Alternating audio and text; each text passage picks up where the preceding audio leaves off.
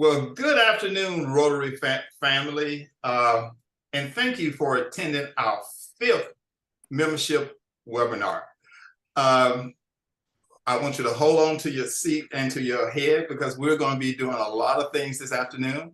And let me just go over a couple of things I would like to do. First, I want to share my screen and see if this works at all.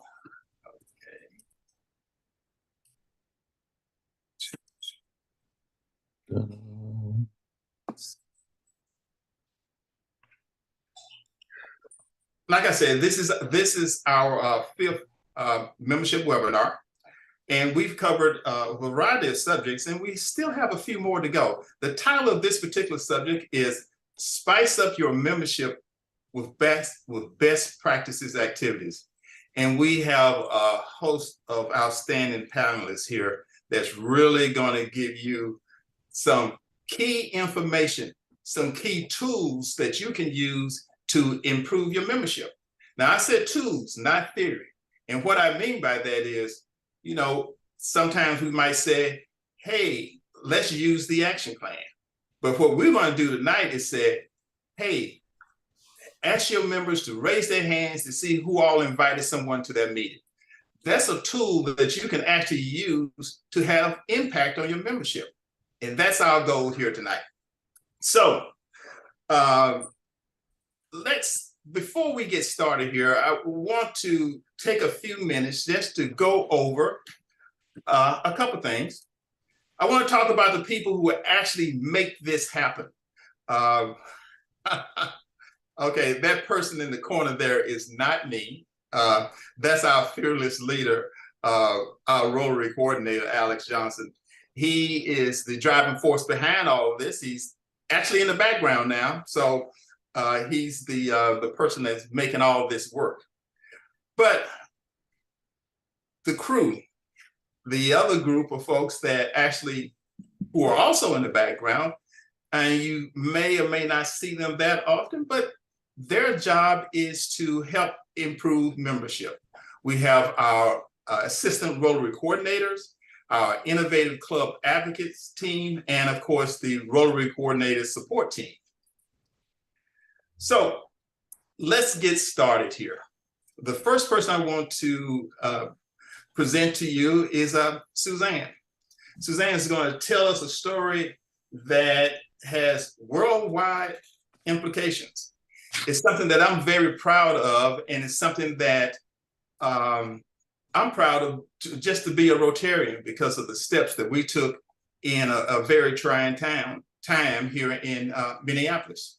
So Suzanne, if you don't mind, why don't you just get us started here? Okay, I'd be happy to. Thank you, Lloyd. As Lloyd said, I'm Suzanne Kachiver from Minneapolis, Minnesota. And this is kind of a different twist on membership, if you will. We did not start out to build a Rotary Club, but it just happened. And I guess the bottom line really is it's about building trust. So let me tell you the story of how this all came about. You probably remember about 3.5 years ago, seeing a video that was shown all over the world when the murder of George Floyd took place in Minneapolis. There was a lot of civil unrest that followed that murder, and I'm sure that you also saw many buildings burning. Many of the buildings were destroyed, burned. There was a lot of looting going on, a lot of riots going on. It happened on a street called Lake Street, which is about an 8-mile long street. There were other places in the Twin Cities also that certainly burned and had problems, but the main burning what happened on Lake Street. And because it's an area where there are small businesses, and 85% of those businesses are minority businesses, they really took a hit. And this was a very frightening time for those small business owners. It was at that time that 8 Rotary clubs from District 5950 got together and basically said, we want to partner and help some of those businesses rebuild. And that really meant that we needed to get ourselves organized and also find somebody on the Lake Street area that the business owners could truly trust. So we partnered with an organization called Lake Street Council. Lake Street Council had been around for a long time, and they were actually very much involved with the rebuild of Lake Street. But at the time, they were in a crisis mode.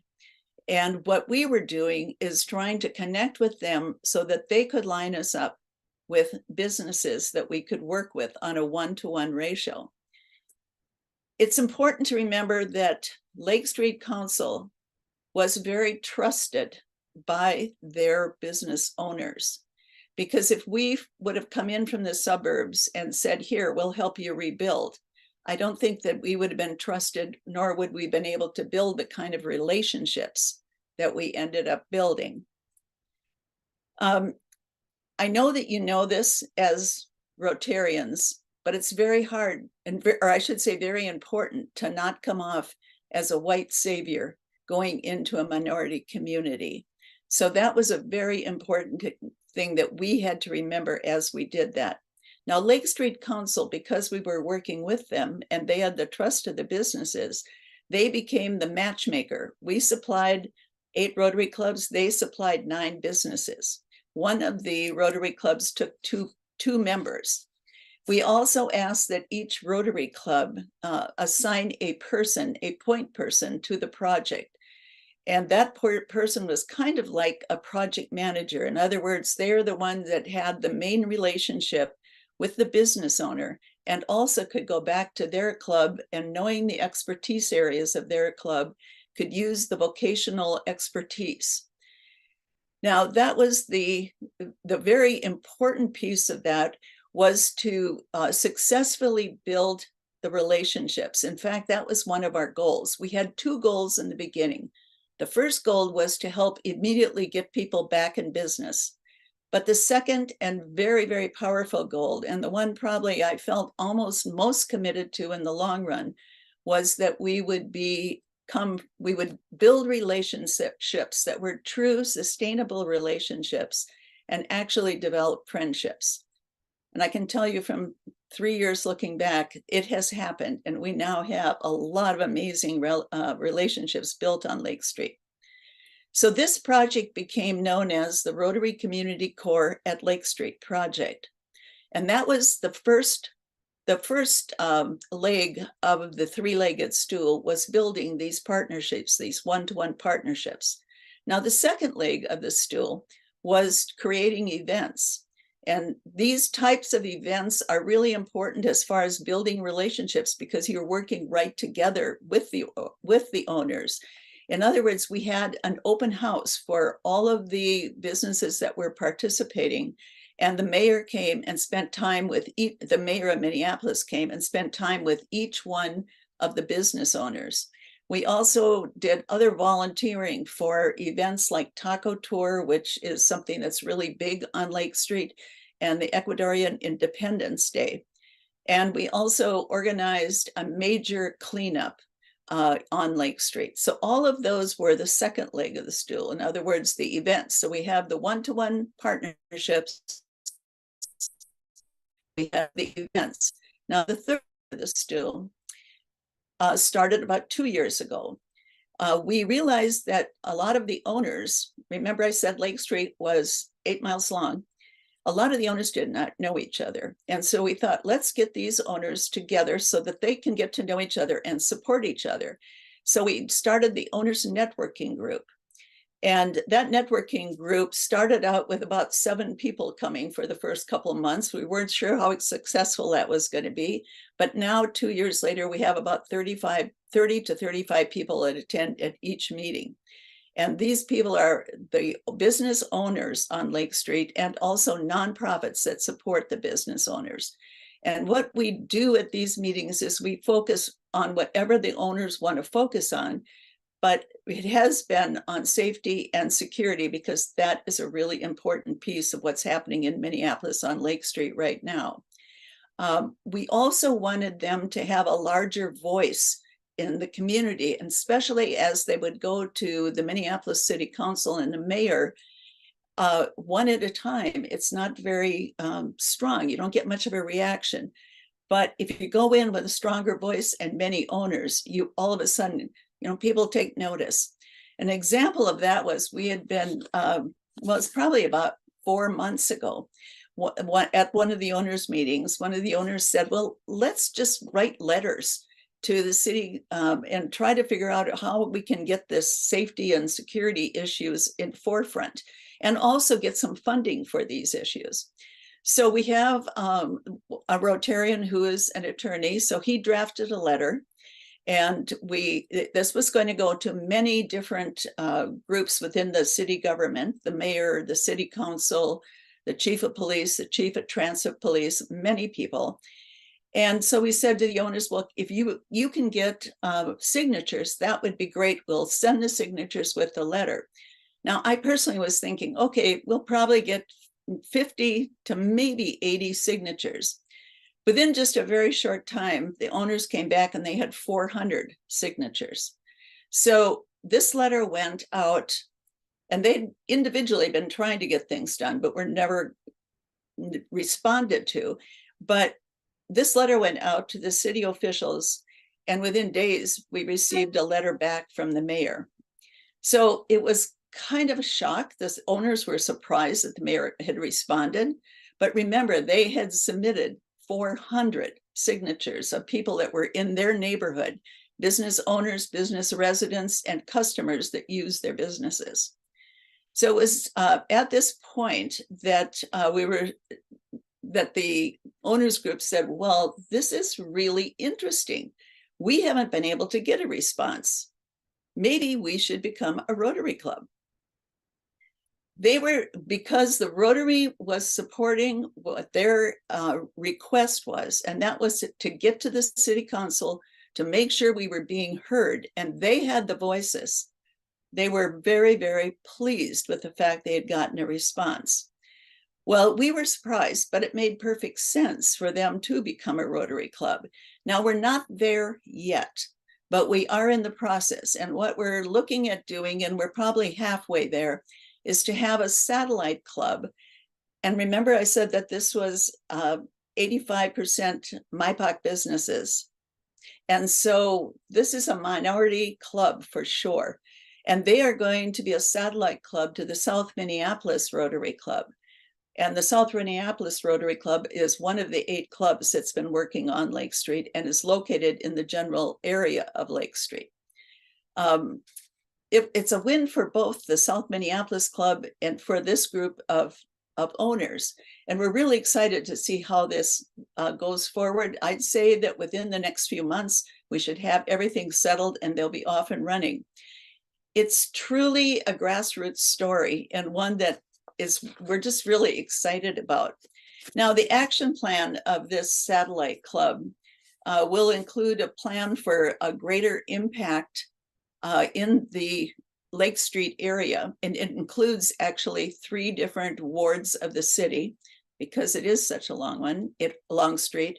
It's will also be a plan that engages the entire community, the owners, the residents, the neighborhoods, the customers. It's a plan that will work with the city to solve safety and security issues. And it's also a plan that will drive more business onto Lake Street, which is what they desperately need. So what are the positives for Rotary besides obviously more members? Well, it's a way to use our mostly untapped vocational expertise on each one of our clubs.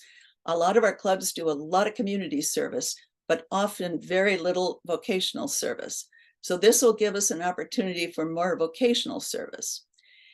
It's also a way to break down old, outdated stereotypes of social and economic barriers. And I think this is a really important one. We're stepping into areas that we just haven't stepped into before. And if the trust is there to build this, we can then get rid of some of those old stereotypes and some of those old barriers. It's also a way to live our motto, which is service above self. So this has been, I think, an amazing project for many people. I know it's been a very important project for me. It's been an important project for the Rotarians that have been working on it. And from what we're hearing from the owners, the trust level is definitely established between the Rotarians and the owners on Lake Street, in such that we're being invited into some of their events, not just as volunteers, but actually to enjoy their events with them. We go down and eat at their restaurants. It's just been an incredibly rewarding experience for all of us. And I think it also teaches us how to live together in supportive and sustainable ways. And also brings a lot of joy to a lot of people. So it's been a great opportunity for us. Looks like we'll be adding the satellite club that should maybe have somewhere around, we're hoping 15 members to start with, and it can do nothing but grow. So that's the story, Lloyd.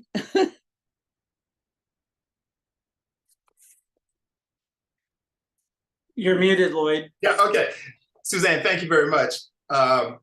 This is, I guess, a study that touches not only the local folks here in Minneapolis, but also around the world.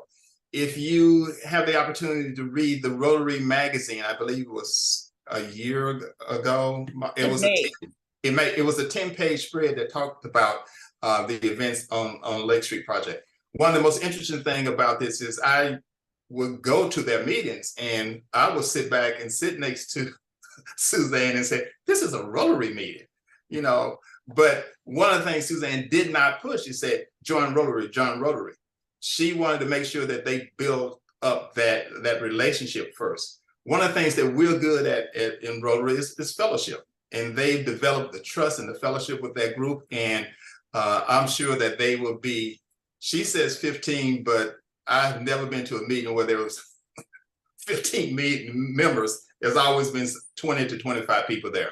So I'm looking for great things out of that. So Suzanne, thank you for sharing that. Okay. And one of the things I want to mention too is that if you have any questions, there will be a Q&A section after everyone get a chance to speak. And you can also put your questions in the Q&A section at the bottom of the screen here. So let's see who is next.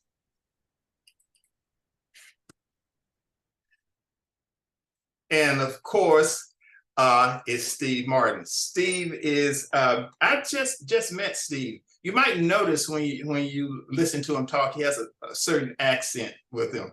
I'll let you tell you where he's from. But he wants to take the time to share with you some of the commonalities that we have around the world and how we can address those things. So Steve, let me see, can I get out of this? And you have the floor. Thank you very much, and good evening, everybody. And Suzanne, what an inspirational story that was. It was fantastic to listen to. So thank you very much for that. So good evening, everybody. Thank you very much for inviting me along. My name is Steve Martin. I am from District 1180 in the United Kingdom. So my district covers two countries, North Wales and Northwest England, and I am from the great city of Liverpool. So I'm also the Rotary Coordinator for Rotary Great Britain and Ireland, and I'm now in my 4th year of this role, and it's given me a really good overview of membership on the world stage. And although I'm not really a sort of pie chart and graph type person and squiggly lines, it does come as part of the job, but rest assured, I'm not going to give you any of that tonight. But what I'm going to do is I'm going to give you an idea of what we're up against in our zone and some of the things that I've seen people do and actually have done myself as well, which have kind of helped things along a little bit. Maybe you can take something from that. I hope you can. So to give you an idea of what we're up against in the United Kingdom, we've lost 20% of our membership over the past 5 years. So that's quite high. And 75% of our membership is over the age of 70 years old now. So we've got a bit of a mountain to climb, but you know, we do have a plan. And last year, we ran 2 membership drives, and we asked our clubs to focus on attracting more members. That was the only brief we gave them, and they had 100 days to do it. So the first one, we asked them to bring in 600 members in 100 days, and they did that with no problem at all. The second one, we asked them to bring in 1,000 members in 100 days, and they did that as well. A great success. So we know that we can attract members in, but that's not our issue. The issue is that we are hemorrhaging members so fast that we just can't keep up. So really is we have to ask, why is that? And of those 1,600 members that we brought in, statistically 50% of them will leave Rotary before 2 years. So why is that? So my opinion lies with the club experience. And we need to remember there are 3 ways to grow Rotary. We ask people to join, we start new clubs, and also we engage our current members. Now, if we couple this together with delivering a good club experience, then Rotary will flourish. It's bound to, it has to, because we've got all bases covered. So how do we do this? Well, sometimes it takes dramatic changes, and sometimes it can be just subtle changes in our clubs that we need to make. My own club was a traditional Rotary club, and in the 20 years that I was a member of that club, we changed dramatically. We dropped the dress code. We changed venue because we used to meet in a 4-star hotel, and it was an all-male club, and it was shirts and ties, and it was quite formal. And actually, when I first joined, I didn't have a great deal, in connection with the rest of my my club mates. They were all older than me, but actually they were a really nice bunch of guys, and I got on really well with them. They were a very active club, and we changed the rules. We dropped everything. We started to meet in a pub. We no longer would toast the Queen or say grace, or all those sort of things. They just dropped. We just decided not to do them anymore.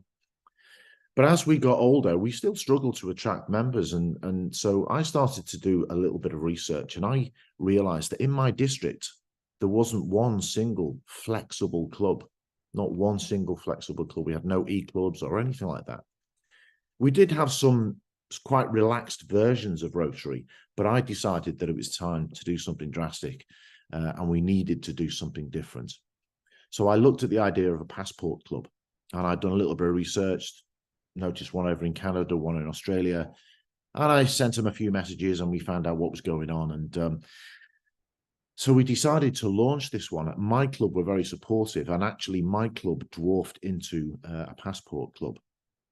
And this would be an online club where the members could almost be freelance Rotarians, calling in at clubs in their area where they liked. They could do breakfast one week, they could do lunch the next, or an evening, and help them with their projects. And then we would meet online every 2 weeks, and we would call in, and we would report back and say what we'd done and what we'd been involved in. So we then started to attract people from outside of Rotary who liked this style of Rotary. And also we did attract members from other clubs, some of whom had said that they would have left Rotary had it not been for the option of this new style of Rotary. So it gave us the sort of flexibility to do Rotary within that limited time that some of us had. Some of our members were working full time and really struggled with the commitments of a meeting every week, particularly lunchtime meetings. So the Passport Club gave us lots of flexibility. We did have one of our members, for example, who was a member of a vocational training team who traveled over to Australia, and she was a teacher, a special needs teacher, and she was just excellent. And she really wanted to join Rotary, but it just wasn't suitable for her. She was a full-time mum. She had 4 children. She had 2 schools that she was going between. When we told her about the Passport Club, she joined, and she was a great member of our club.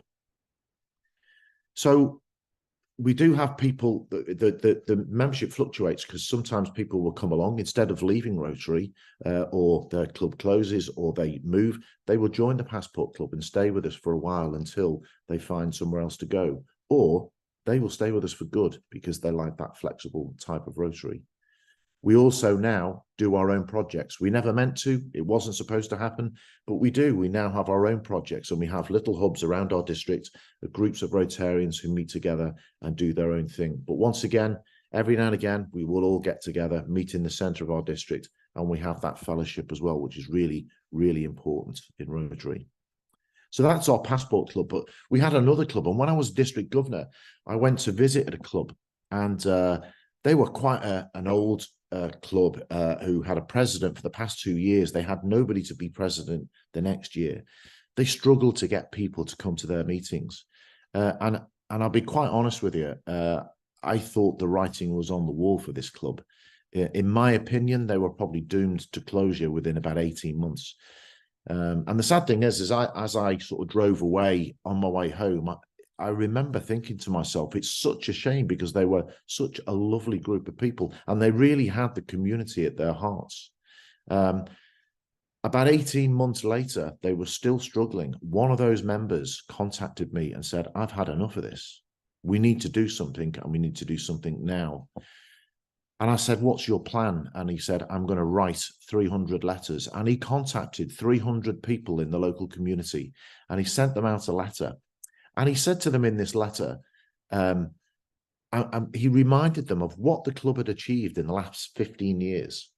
And he said, can you imagine what Christmas would be like in our local community without Rotary? Because Rotary and Christmas in the UK are like that. We're joined at the hip. We really are. We do so much around Christmas time. So he pleaded for one last effort for people to come out and help with the Santa sleigh around the streets at Christmas. And he organised an information evening all about Rotary. And these went out to all different people in the community. And when lots and lots of people turned up to the information evening, and they did very, very short little speeches about Rotary. And at the end of that meeting, they had 11 new members, and which really did start at the turn in their club. And then as a result of that, they got more members because the club was revitalized. Their public image became absolutely superb. They updated it pretty much every day, and people were now attracted to the club. Some of the things they do are excellent. They have presidents now lined up for the next 2 years, and everything in that club is rosy. So it can be done. And it happened because one member said, right, let's stop talking about it and let's do it. As a result of that, they can now do bigger and better projects. And the bigger and better and more interesting projects they do, the more people are attracted to their club. But you remember before I said it's not all about doing big things and big changes. It's the club culture and the experience that is vital to keep it relevant in your communities. And one thing that we always do in my club, when we get a new member, is we say, what do you do? What would you like to do? And how can we help you to achieve that? We then literally open the door to the Rotary world for them. Because for too long, as an organization, we've been very club centric, and realistically, when people join Rotary, they're joining Rotary International. And we've decided that is the best way for people to enjoy their Rotary more. We make sure that all of our members, for instance, are aware of My Rotary and how to access it. We have a Rotary Minute at the meetings, which deals with Rotary opportunities for things like friendship exchange, vocational exchange, the Learning Centre, district leadership opportunities. And it broadens our members' knowledge of Rotary, and it makes them look outside the four walls of their club and sees Rotary as the international experience that it is. And Rotary, let's face it, it is an experience. We've revitalized some of our local clubs by getting them to work together, and this has achieved excellent results. So we have one club that is quite an older club, and they had a huge project that they dealt with every year.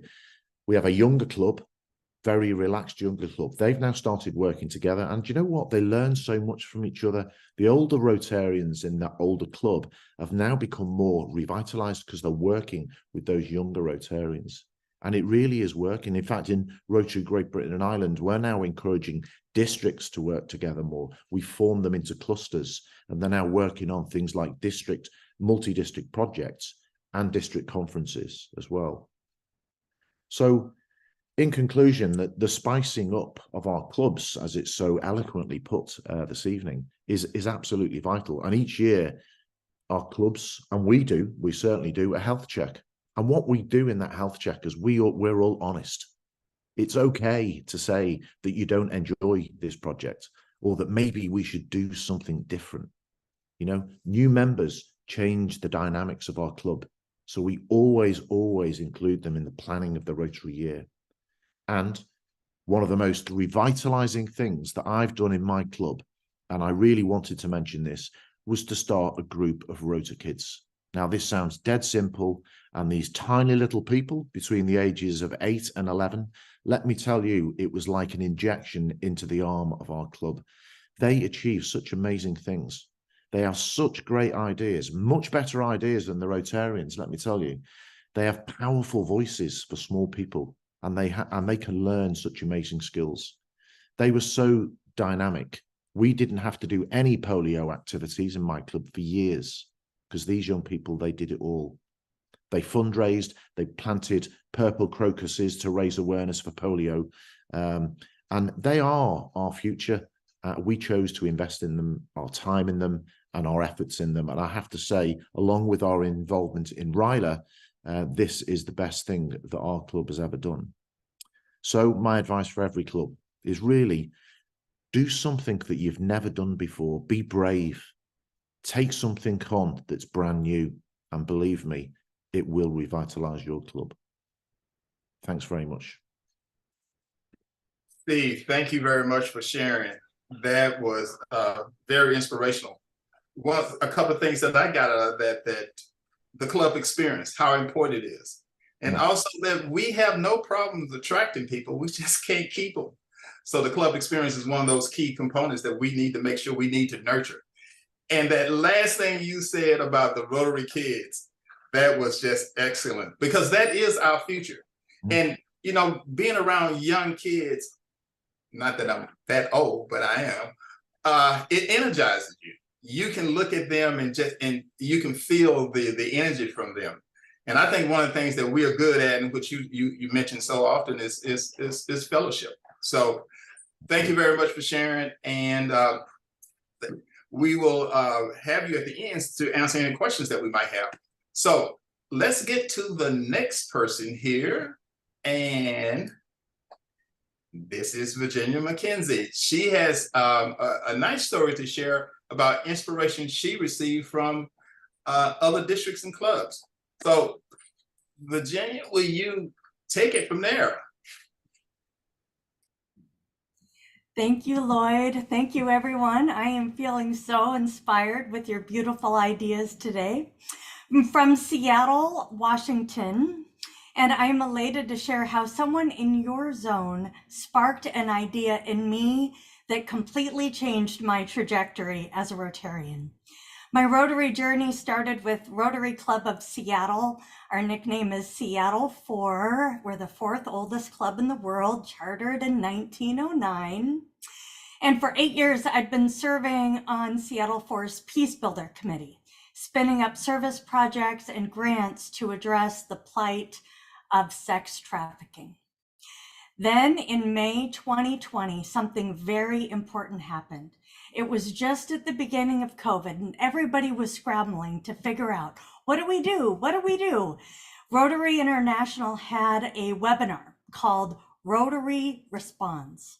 And at the very end of the program, there was a short reel of announcements for ways Rotary was innovating.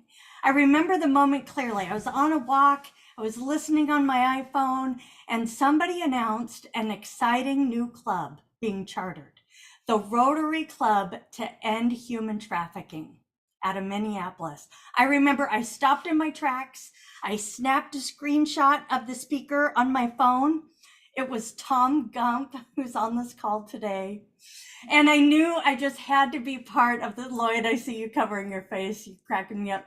I just knew I had to be part of this club. So using the screenshot, I pinched out on his Rotary logo wear. I could see he was from District 5950. And so I sleuthed on social media. I found his Facebook page. I direct messaged him.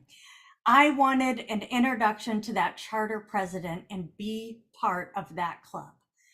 I sat in on that meeting, that club meeting, for a year.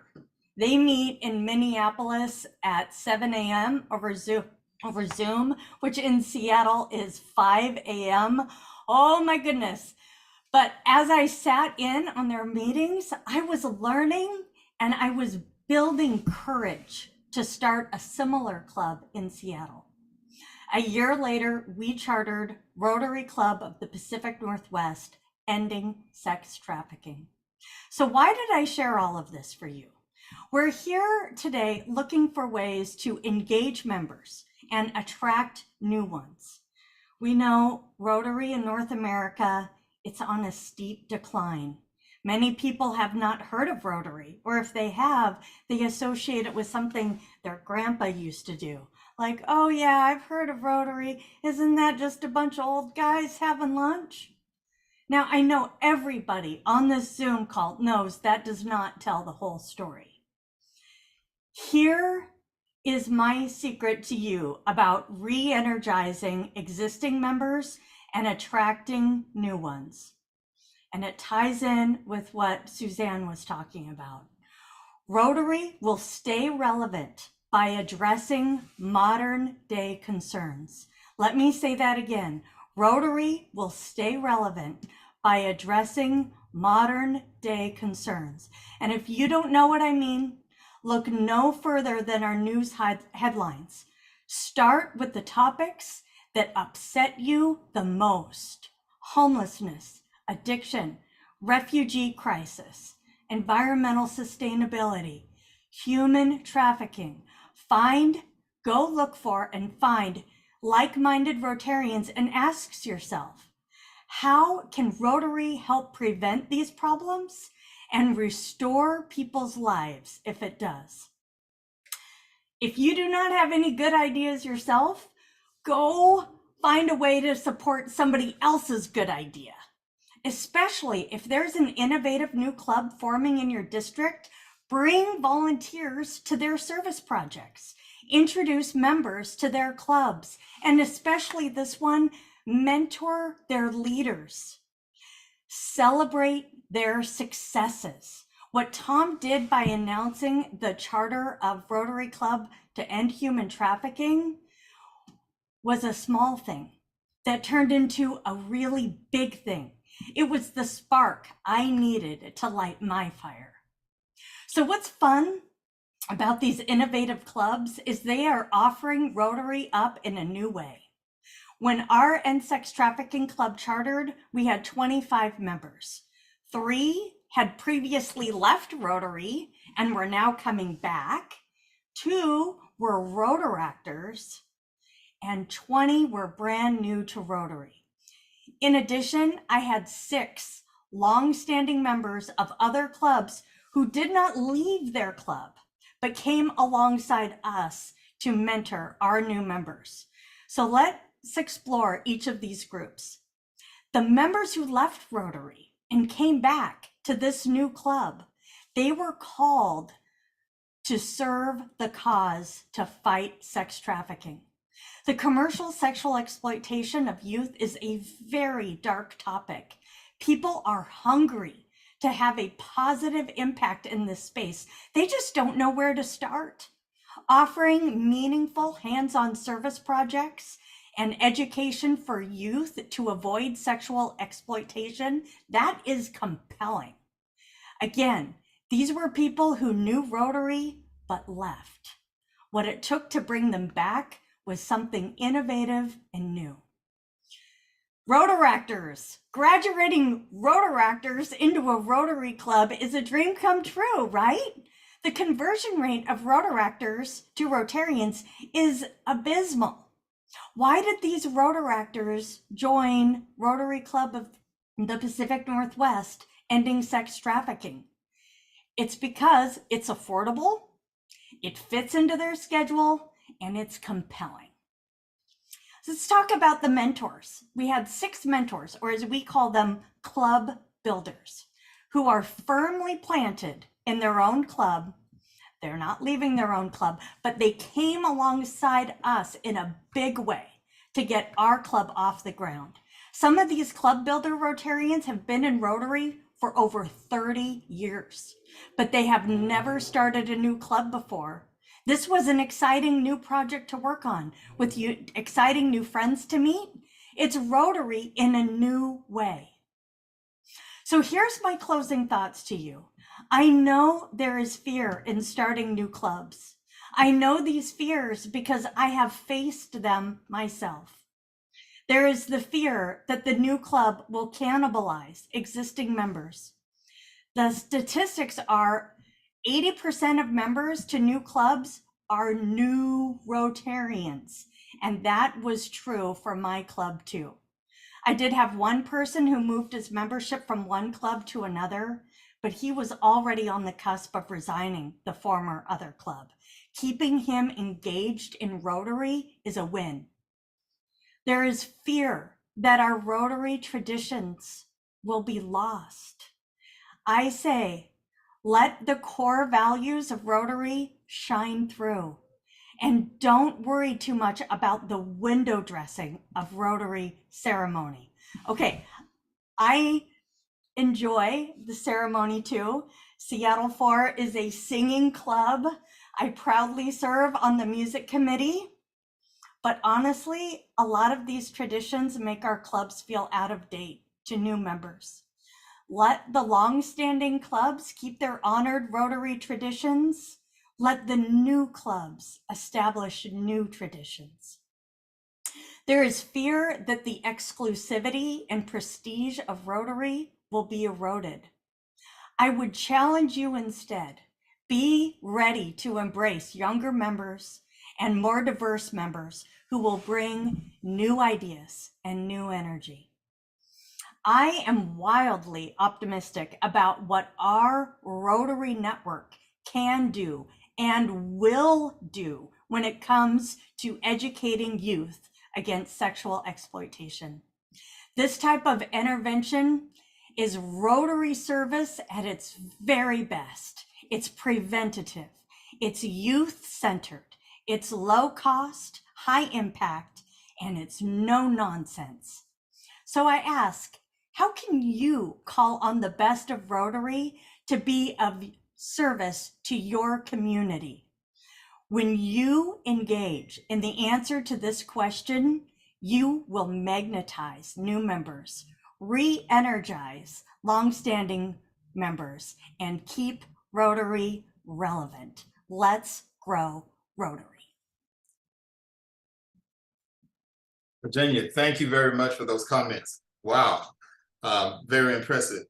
We want to move along here. One of the things I want to make note is I looked at the Q&A sessions and there's no questions in the Q&A, and that's remarkable. I haven't noticed that before. So I hope you're not putting those in the chat. So please, if you have any questions, put them in the Q&A, and let's go to the next person who is really not a stranger here to us. He's been on several of our webinars. Chuck, I'm gonna let you have the floor here and share with us what you think, how we can improve membership. Wow, thank you, Lloyd. Wow.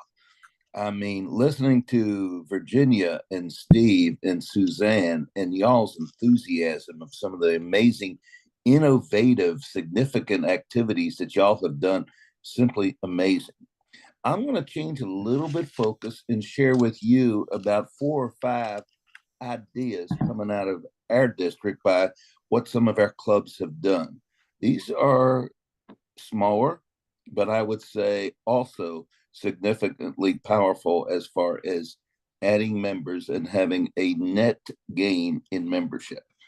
The first one is there is a club in Lawrence, Kansas. And by the way, District 5710, for y'all that don't know, we are in the northeast part of Kansas. So Lawrence, Kansas, the home of University of Kansas, is also the home of the Lawrence Central Rotary Club. And about 2 years ago, their president created a very interesting business card. And I think y'all can see this, I hope. And if you notice on the bottom, the card, by the way, is for Rotary, Central Lawrence. And look at the bottom, there's a QR code. So we're talking beginning 21st century. And what that does is the landing page is on their home page. The home page, then the reader can find out a couple of things about their club and then can move on down and then click, I want to know more. And that information goes directly to their club officers. They started this before 2022, and for the year 22-23, they added 7 members for a 24% growth. For 23-24 this year to date, 3 more members joined. So think about this. They grew a third in the last year and a third. Now, another club also does a QR code. Their QR code landing page is a little different. That on their landing page, it shares their club impact, what they've done in the community to make a difference. Because what they found is if they're attracting members, it's what you're doing locally to help people is what really matters there. They, of course, have then a part of this page where you click on to get more information. The club meets, by the way, it's a 5:30 p.m. club, and I would say most of their members are definitely under the age of 50. They also use a texting service to reach out to their members about club events, such as, hey, remember, we have this zone district webinar that's on Tuesday night. So last Rotary year, they added 7 members, 26% growth. This year so far, 4 more members joined. Think of this, in the last year or the last 16 months, they have grown 55%. These are, again, small things, but enable people that have an interest in service and helping others to find a home. We also are pleased to say that we, one of our local clubs in the greater Kansas City area, they meet at 7:15 on a Friday morning. Now, I don't know about y'all, but that's a tough time when you think about it for particularly people with young families. I mean, they're getting ready to go to work, to go to school. It's chaotic. So what they do, because they were starting to lose members too, they started, and this is the Shawnee Rotary Club, and what they started was Shawnee in the evening. It's a service companion club, meets at 5:30 once a month. The second meeting of the month is a service project. They added new members, and several returning Rotarians to the parent club joined the Service Champion Club or Satellite. In total, they added in the last year 15 members, 26% growth. The club has been asked, and I'm very thankful they're doing this, to develop a checklist that other clubs can use to ensure the steps taken to create the Service Companion Club. We want to make sure that it's documented, distributed to our club presidents and vice presidents and membership chairs. And it will be, I hope, between now and Christmas, be able to be posted on our district website under our membership tab. Okay, let's go on to a little different experience that a club in Emporia, Kansas has. Emporia is a town of about, and please, if I'm wrong with this, I beg forgiveness, but I believe it's a town under 10,000 people. And they had a extremely energetic president last Rotary year. She works, raises 2 kids, And by the way, she owns her business and manages to be a club officer. We asked her to share on our quarterly district membership conversation. You're a young professional. How do you do it all? What do you do to attract new people to your club? Well, first, they focus on selling what they do locally. In other words, local impact, and how they are already able to give back to their community. That gets the potential member inside the door. And not necessarily to join the club, but just to experience it and participate on these service projects. If they have a fantastic experience, these prospects tell a friend. And the target audience is members under 40 for this. And once they're joined the club, besides having a mentor, they are assigned to be a greeter along with their mentor. As they can, this of course helps them to get to know the club and improves their own club experience. And then what the club has started doing is they've asked some of these newer, younger members to serve on the club membership committee and learn why they joined. They have had a 5% growth over the last year. They've added a net of 3 to 4 members. So that's an example in our district of 4 of our clubs. Our district also, on our district website, we have several membership aids that we provide for our clubs. We have a new member onboarding guide, which has information about RI, about our district, and then areas for the clubs to add that in there. We also have a mentor, new member, mentee checklist. And by the way, this has a checklist, not only for the mentee to have to get done, but also for the mentor to do as well. And we also realize that public image is important. And maybe this is just Midwest modesty, but we do not want to be toot our horn. We need to do that. We need to share what we do in a respectable way. So one of our members on our district membership team who has marketing and advertising experience put together a template for clubs to report their service projects and their impact to their local communities. Also included in the template is a guide to contact your local media.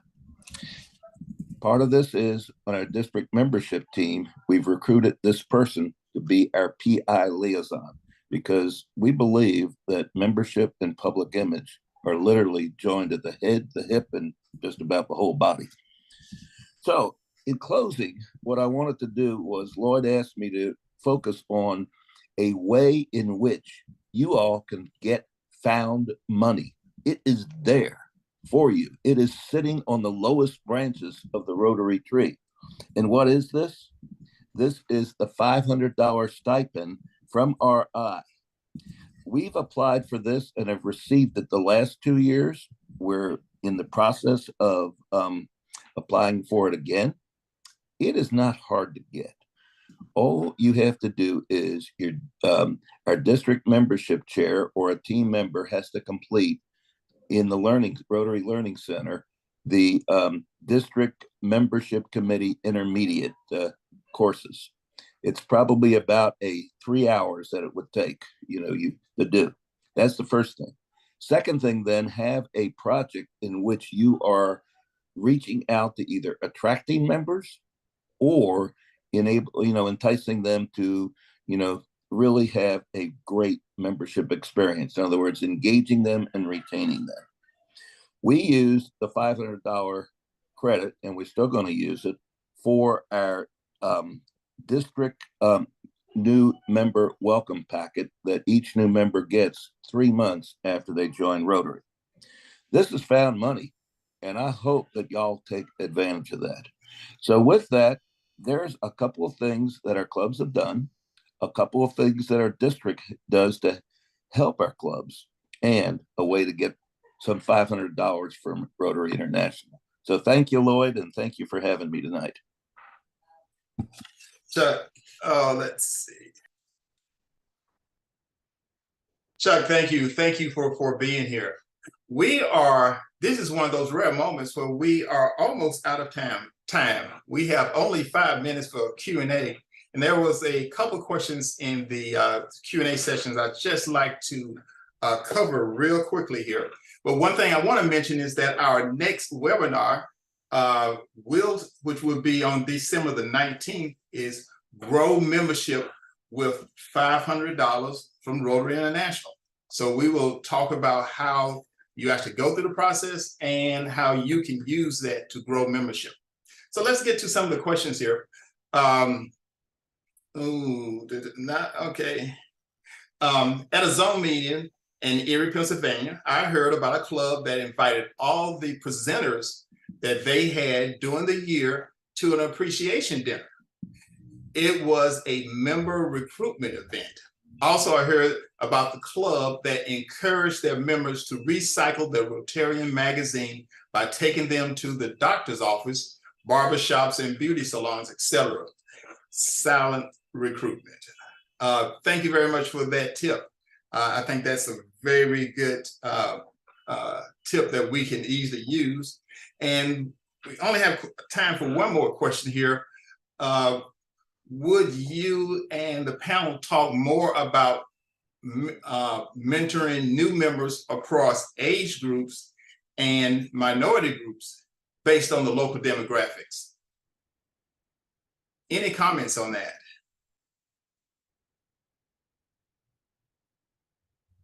I'd like to very briefly say that if I can, about mentoring, I think that's an excellent point. And I think that mentoring should be something that's taken extremely seriously, but it's really important that we get the right person to do the mentoring. One of the things that we're just about to launch, in fact, not everybody knows about it in RGBI, so don't tell anybody I told you, okay? We are looking at launching a district mentor. So making it the responsibility of the district to appoint a single point of contact for all new Rotarians in the district to make sure that they're receiving the right information. And I think that that is going to be a course that's written that they will have to attend. It's been professionally written by an outside company, all about mentoring and doing it in the correct way. So we take it really seriously to the point where we think that the districts need to take responsibility, and that is going to be something that we're going to launch in the next, probably in the next 2 to 3 months. Steve, I absolutely agree with you that it is so critical to have the right mentor.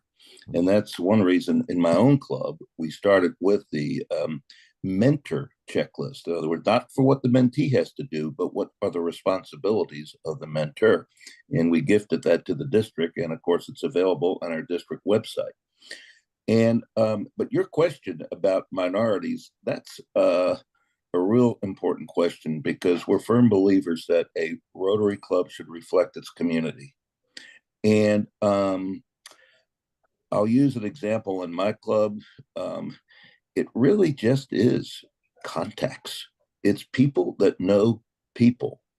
For example, we have an individual in our club that has probably brought in 20 members. And he knows folks in not only the African-American community, but also the Hispanic community as well.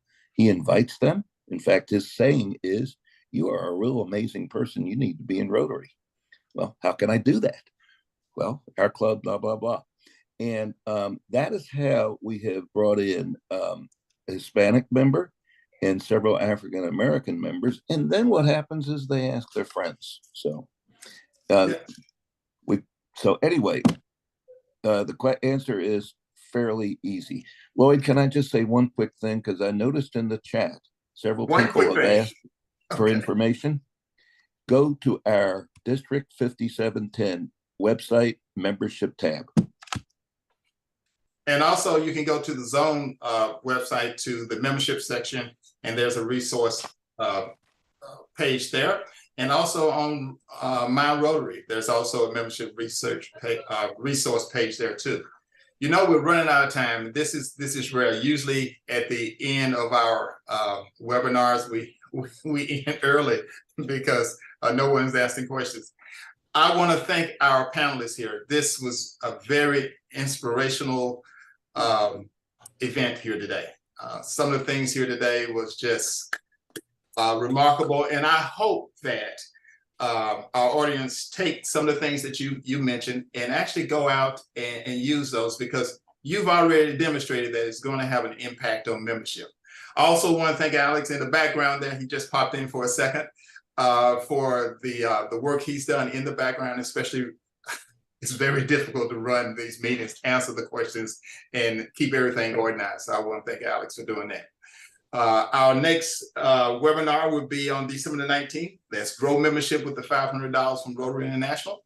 And I want to thank everyone for being here today. And the recording should be up in a couple of days. So just go to the website, to our Zone website, and you can just press on the link and you will hear this recording. So again, I want to thank the panelists, thank Alex, and thank everyone for being in attendance today. Thank you and good night.